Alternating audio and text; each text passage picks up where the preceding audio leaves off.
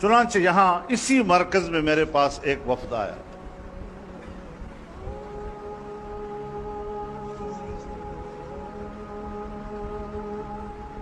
जिसमें पाकिस्तान के चोटी की कारोबारी तबके की क़ियादत भी थी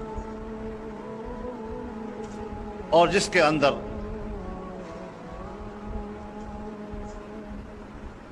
मुझे कुछ लोग एस्टेब्लिशमेंट के नुमाइंदे भी नजर आ रहे थे।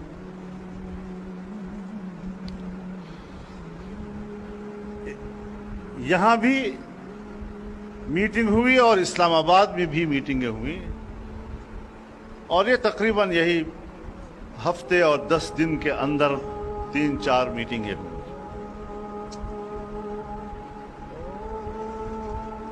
उनका इसरार था कि मैं अपना मौक़िफ़ नरम करूं। उनका यह ख्याल था कि मैं शायद कहीं इक़्तिदार में शेयर का तलबगार हूं और इस हवाले से मुझे आमादा किया जाए एक अच्छा शेयर मुझे देने की। तो मैंने उन पर वाज़ेह किया कि शायद आप मुझे समझे नहीं।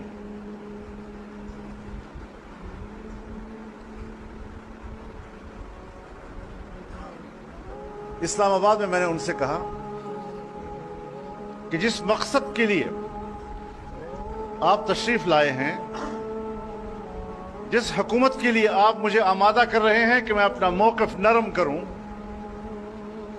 या उनके साथ मामलात में शरीक हो जाऊं, तो मैं आज इस मीटिंग में इस चैप्टर को बंद करता हूं और मैं इस एजेंडे पर शायद आपसे अगली मीटिंग न कर सकूं। मैं माजरत खा हूंगा। उन तमाम पर कुछ लम्हों के लिए एक सुकूत तारी हुआ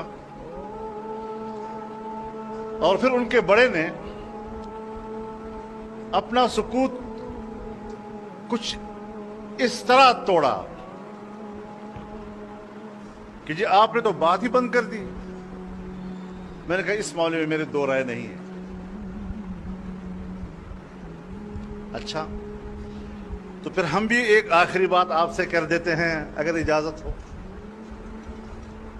तो मैंने कहा जरूर फरमाइए। तो उन्होंने मुझे कहा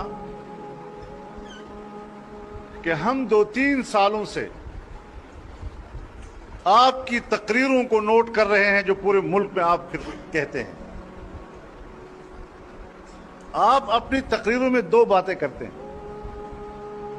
एक ये कि ये यहूदी एजेंट है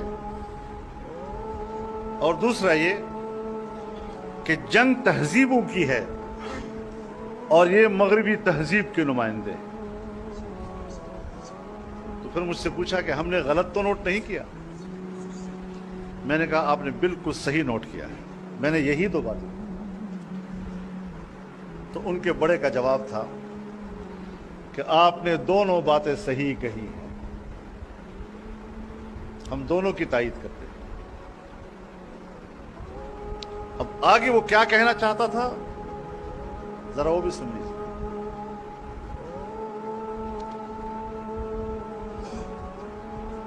कि दुनिया में बहरहाल जंग मईशत की होती है और दुनिया की मईशत यहूदियों के कब्जे में है।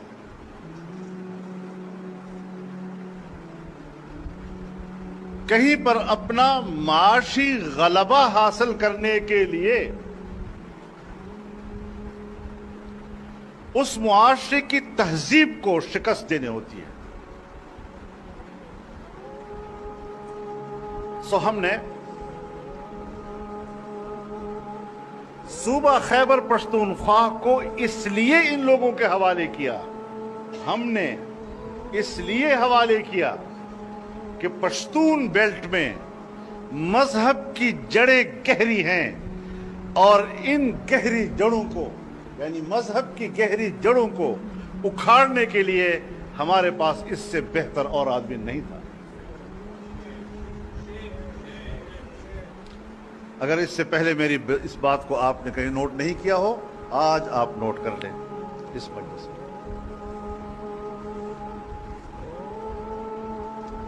अगली बात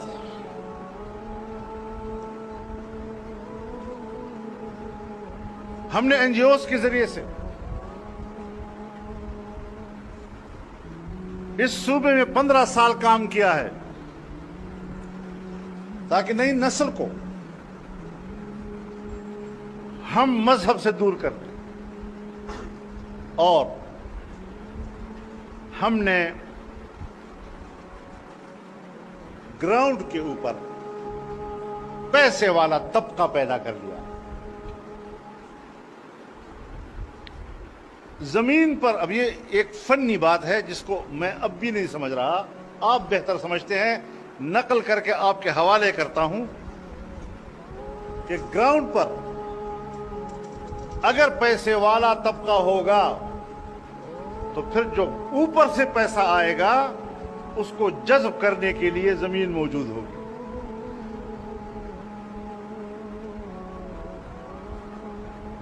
لہذا اب باہر سے پیسہ آئے گا